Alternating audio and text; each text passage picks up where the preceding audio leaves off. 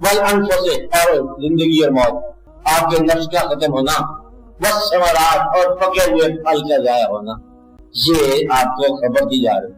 वबश्शिर साबिरीन, और जो सब्र करने वाले हैं।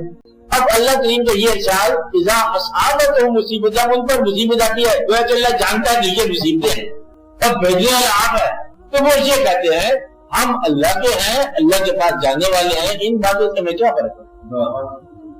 यानी कि अगर कोई जिंदा हो गया या कोई मर गया, इससे हमें क्या फर्क है? हम खुद ही जा रहे हैं।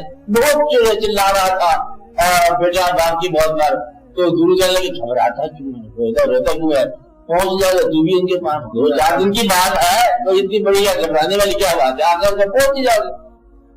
तो कहते हैं घबराने वाली कोई बात नहीं, इस तरह गरीबी की कोई बात नहीं, भूख की कोई बात नहीं है।